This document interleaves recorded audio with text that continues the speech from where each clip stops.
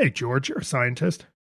I'm a chemist, yes. Yeah, right. You're a scientist. So, what would you say is the most dangerous element on the periodic table? Because you could be cheeky and say, like, oh, well, you know, a baseball bat made out of solid iron to the head would be pretty dangerous. But that's like to one person, maybe a handful of people if you're like really quick with a bat. But surely there's like something that is you could make a strong case that like of all the things that there are, this is the single most dangerous thing. Is it man? It was man all along, which is why man has his own place on the periodic table. That's right.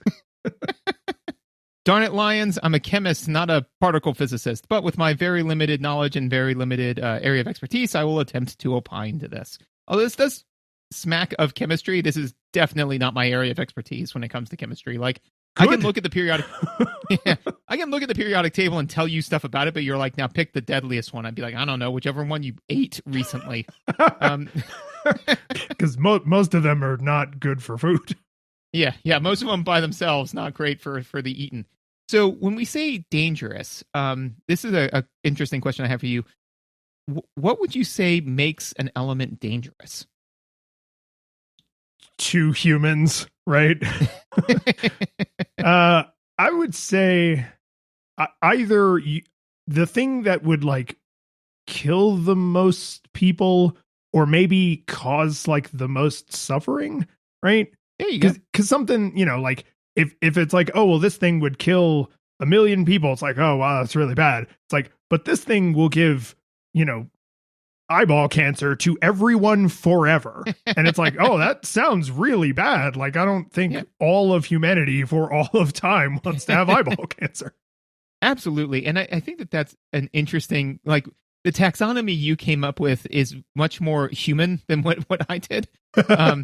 So I said toxicity, reactivity, or radioactivity. Okay. Yeah. So it's like, which ones are the most of those, right? Most toxic, most reactive, and most radioactive, right? I feel like toxic and reactive being paired together is like, yeah, okay, like acids and poisons. Like that's where my brain goes first. But then also making them radioactive is like, why?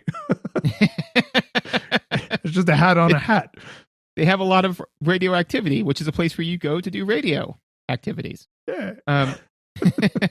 So toxicity is defined as any substance harmful to the environment or hazardous to health if injected, ingested, or dissolved through the skin, right? So one of the most toxic elements. So just what I have here is some examples, right? And then we'll build on this, right? So an example of a toxic element is mercury. The thing we used to put in thermometers and also use as enemas. Yeah. I believe there was a time when people also just willingly drank it. Oh yeah, because it was hydrogeum. It was like magic water. They were like, oh, it moves like water. It must be magical and it's fantastic. Everybody that we surveyed that ingested it said that they got better, and it's like, yeah, because most of them died. But 100% of surveyed, they all recovered. How dare you question our measurement methods? Oh, no. Anyway, so one of the interesting things about mercury is that, and I didn't know this until I was researching it, is it is incredibly dense. It is dense enough to be absorbed through the unbroken skin. So that is one thing. Yeah. Wait, it's so dense, not so undense? Yeah. It's dense and like, because again, like it's dense, but it's small, right? Okay. Yeah. So if you just put some on your hands, which people used to do because, as you said, it is a metal that moves like liquid, you are absorbing some of it into you. Oh, absolutely. Yes. How quickly? That I don't know, because any amount is too much, right? That's fair. That's fair. Yeah. It's like, how quickly? It's like too quickly? More than zero? as most things. And also, it actually has a very high vapor pressure, which means that it's very volatile, which you wouldn't expect. So remember before when I said if you're actually smelling a metal that's not a great thing from our Why Does Copper Smell episode, which you should absolutely check out, audience. This is one you can smell, which is not great. Not great, because then it's in you. Yeah, exactly. As we mentioned in that episode, So all the stuff we were like, oh my God, oh, could you imagine if you were smelling a metal? Oh, well, here's mercury. So them's the ways it gets into you, right? That is how you obtain it, right? One of the other big ways that mercury gets into you is that it goes up the food. Organic mercury goes up the food chain, right? So, Yeah, I remember hearing about this when we were younger. There was like a panic over seafood, right? Because you don't want to eat too much fish because that kind of fish eats a lot of this other fish, and that fish has a lot of mercury in it. So then you get, and I actually don't remember if that turned out to not be true or if people just stopped talking about it. I think it was true. I think it is true. Good. Yep. Same thing with microplastics, right? As they just kind of work their way up the food chain. Yeah. No. One of my favorite boiled down examples of that was from the new Lost in Space, where I think it was Will Robinson said in the most succinct way, like a danger of an area, where he goes like, I am in an area with dense foliage, which means that there will be things that eat the foliage and there will be things that eat them.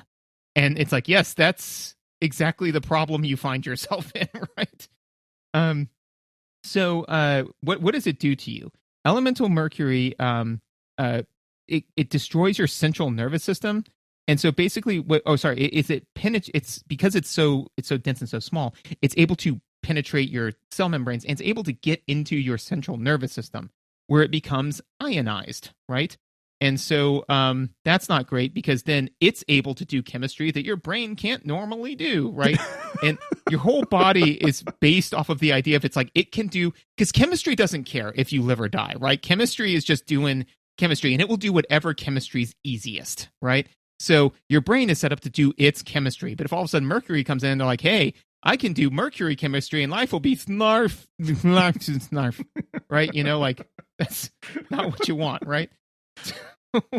It gets into your brain and becomes ionized. It also tends to be retained by your kidneys, which can't process it either. And then it leads to tremors, headaches, mood swings, kidney damage, and death.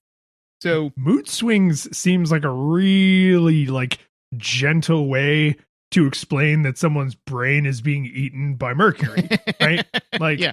Oh, your partner here ingested a bunch of mercury. You may notice some mood swings, right? Yeah. Okay.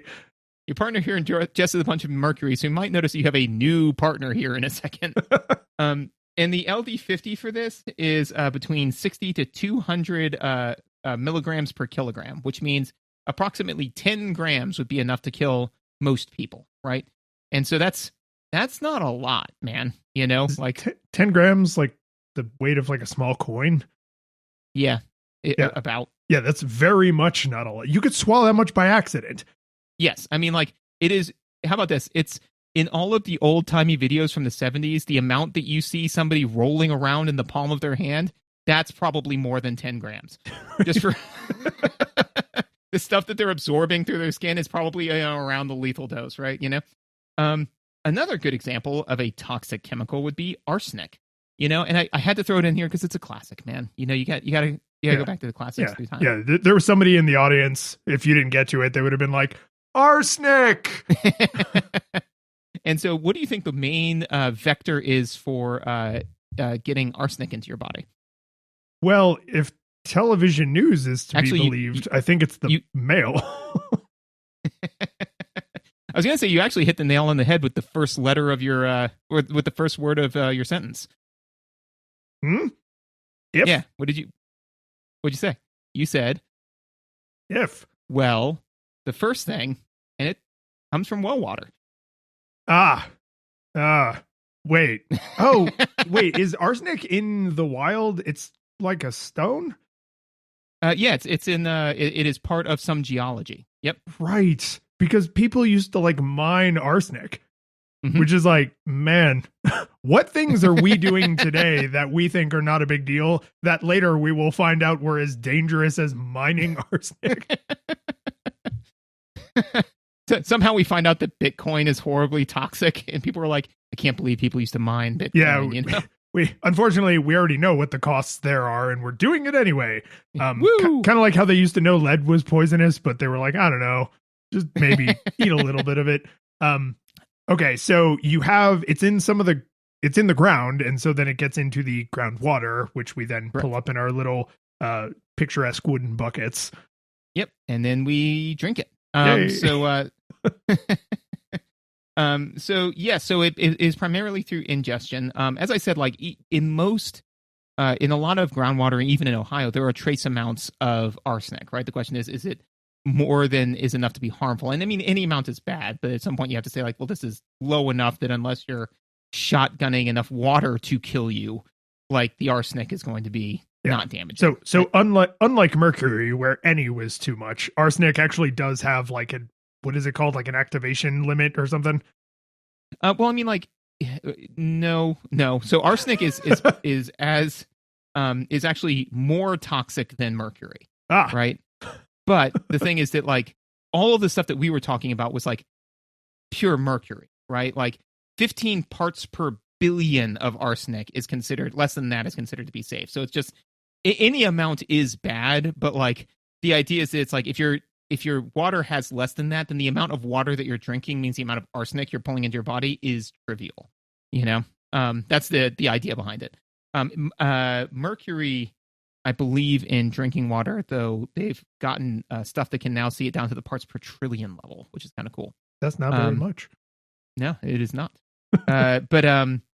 So basically, one of the cool things, I'm using that fast and loose, is that once it gets into your body, it changes the functioning of about 200 different enzymes, specifically some that prevent oxidation within like certain processes in your blood, right? You know, so like basically it just causes those enzymes to stop functioning, and then for your body to start to shut down because of it, causing abdominal pain, vomiting, diarrhea, heart disease, and death. So these are just some examples of like toxic chemicals, right? Where like the chemistry behind what they do damages you, right? And are these and I know you probably didn't have time to scan for all life on the planet, but these are things that would be toxic to us, but are not necessarily toxic to like all life, right? Like there may be things that could eat arsenic and be okay. Yeah, I believe so. I believe that there are some things that can.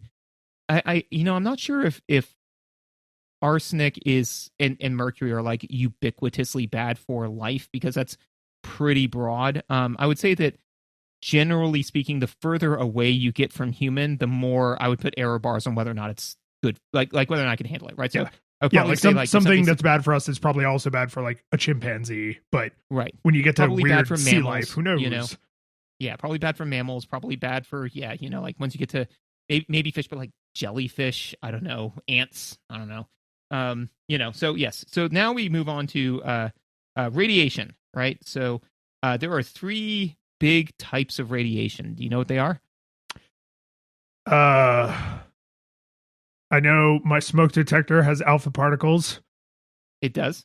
Okay. I know the Hulk that's one. The Hulk was made by gamma radiation. Yep, that's 2. I like how you're getting all these too, by the way. You said there's 3? There's 3. Okay, so we got smoke detectors, the Hulk, and can I get a hint? This one's what? Can I get a hint? Should I phone a friend? Well, so the first one is alpha particles, and the third one is gamma rays. So alpha. Oh, beta? Yeah, beta decay. Scientists are not clever. But there's so many Greek letters. Why did they go alpha, beta, gamma? I think gamma is 3rd in the Greek alphabet. What were they doing back then? How dare they have an alphabet that differs from ours? I mean, like, this is perfectly reasonable and completely scrutable, but my brain was just like, G is not the 3rd letter of the alphabet, stupid. It's like, yeah, you're right. It's not.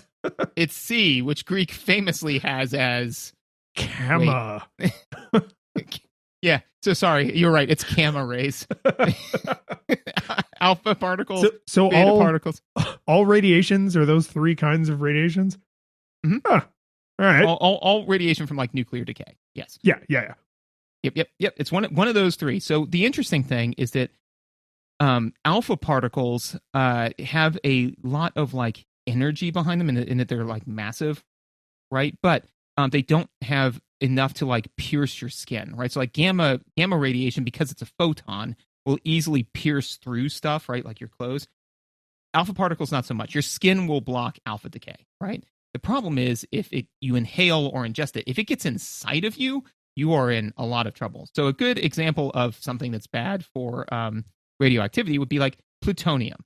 So if you inhale or ingest that, right? But it's interesting. If you inhale or inject it, if you ingest it, it doesn't absorb into your stomach very well, and you'll pass most of it, which is kind of weird, right? The way things that are in you get further in you is like science I don't totally get. Like I understand like gases diffuse differently and solids and liquids diffuse differently, and the different linings of your organs also handle those things differently, and like your skin is also technically an organ, so like some things can permeate through it. But the idea that it's like, eat this thing, probably be fine, breathe a little bit of this thing in, die horribly, is just not super intuitive, right? Right. Well, the way that it kind of helped for me is that, like, imagine you've got a whole bunch of different slides, right? Or like assembly lines would be better, right? And so basically is it like when it goes to step A, is it says like, add dog ears, right? And if there's no place to add dog ears, it just moves on to the next step. And it goes like, add a snout. No place to add a snout, it moves on to the next thing. But then if at any point it adds, a certain thing to it, now all of a sudden it's toxic. So like your body is just a series of chemical reactions. And if you get the wrong thing that goes down the wrong pathway, it in and of itself isn't cancerous. Your body turns it into something cancerous, and then that kills you. Because again, chemistry is nothing if not dispassionate, right? So interestingly, this stuff then tends to conglomerate into your bones, liver, and spleen. And since it is an alpha emitter, that whole time it is firing out alpha particles, which is ionizing radiation. And you don't want things ionized that aren't supposed to be ionized, right? So it basically just rips you apart from the inside. The output is acute radiation sickness, which causes nausea, vomiting, diarrhea, and then everything turns fine. And then it causes fever, nausea, vomiting, seizures, and death. Why is there that eye of the storm in the middle there? I started to look that up, and then I kind of ran out of time. I believe it's because like that the like initial kind of like wave, your body's able to like kind of cobble everything back together, right? And it stops triggering your immune response, and then it just continues to do damage to everything. So it's like its initial introduction causes your body to panic, and then like once it kind of gets into everything, your body kind of calms down for a little bit, and then the long-term damage starts to get done, and it's like, oh crap, I can't fix this. Right. So really it's the symptoms you were having are no longer able to detect the thing causing the problem, so the symptoms go away. Yeah. Yeah, because I think it's like once it's like in your bones, it's like, oh, okay, I don't need to deal with this anymore. And then it just irradiates everything in your bones, and then all of a sudden it's like, oh wait, I'm low on white blood cells. What's that about? Oh, the white blood cell factory is down. Oh no. So that, and then so finally, a good measure of bad for you stuff is reactivity, right? Which for this, we actually spoke about this briefly, which is that the further down you go on the periodic table, the more reactive stuff is, right? So I said, sodium metal by itself will like boil, it like will like react violently in water to the point where it will ignite its own hydrogen, right? So that gets worse the farther down. If you stay in that column, the farther down the periodic table you get, the more violent that reaction is. So one of the most reactive things is francium, which reacts incredibly violently with water, right? So literally, if you were to hold it in your hand, it would react to the moisture in your hand and like blow a huge chunk out of your hand. Jeez. Yeah. So that's why lab safety is a real thing, kids. Before you did that, would it be able to react with the water in the air if the like humidity was high enough? Yeah, I'm not sure. Possibly. I mean, it would probably be like sizzling and crackling and popping or a little bit on fire. I mean, like it is intensely reactive. So I would assume that if there's if it's 100% humidity outside, right, then yeah, it's probably going to be sizzling to begin with. But then when it actually makes, contact with actual like moisture on your skin, it's going to go woohoo. And it's just like, and of course it replaces that with hydroxide ions, which is also not great, right? So like, it's kind of a mess. So it's explosively reactive, right? So I say all of that to say you want to find one that kind of does it all, right? And it may not be who's our jack of all trades element, right? And that's the thing, is it's the master of none. It's not the worst in any, but it's bad in all of them, right? And that is polonium. So polonium is the one I'm going to dub champion and the most dangerous element. So it is approximately 250,000 times more toxic than cyanide. It is reactive. It is not as violently reactive as francium is, but it will react with different processes in your body to kind of gum things up. But and here's the thing, man, it's just an alpha emitter. No beta, no gamma, just alpha, right? It emits a lot of alpha particles though. Like so radium, right? Like the whole thing that killed the Curies, right? Oh, yeah. Yeah. This thing, 1 gram of this emits as much as 1 kilogram of radium. Yeah. So 1 gram of this, if ingested, right? Because again, you got to ingest it, right? Like if it gets on your skin, whatever. 1 gram of this would be enough to kill 10 million people. Jesus. So basically that means, and because I know everybody loves it when we do math here, is 1 kilogram of this stuff, 2.2 pounds, would be enough to easily kill every person on the planet. If ingested. If ingested, yes. But it would react. Like if you held it, it would also have the like terrifying reactive properties, just not as bad. It's not that severe from a reactive standpoint. Yeah. Because I'm imagining, like, first off, is this a naturally occurring element? I believe that this is a refined element. So you're really only going to come in contact with it if you work in a nuclear refinement, or if you are the target of an assassination, because it is used by assassins. Jesus. Because it causes radiation poisoning, but it's very, very difficult to detect. It has been used in assassinations, and because it gives you acute radiation sickness. If you remember, the things for that is nausea, vomiting, diarrhea, fever, flu-like symptoms. Like all of these things are things where it's just like they're really sick, and then they die, and it's something you'd have to go looking for. Yeah. Yes. So. Alpha decay is one of those ones where it's just like, oh, it's totally fine. Wait, you ate it? Oh no, man, this is no good. I'm so sorry. Can I have your stuff? And one of the other downsides, just to end it on an up note, is that the other downside to acute radiation poisoning is that not only does it destroy your body, but it destroys the ways your body distributes like anesthetics or painkillers throughout your body. So like it destroys that pathway. So there is no way to dull the pain of radiation poisoning. It is just horrible, and then you die. I'm not a particularly religious person, but it feels like that's a quality a deity would give to something that deity did not want you to mess around with. Like, don't touch this because it will hurt the whole time you're dying. Now, tell me that reminds you of something else you wanted to ask me about. That does remind me of another question I wanted to ask you.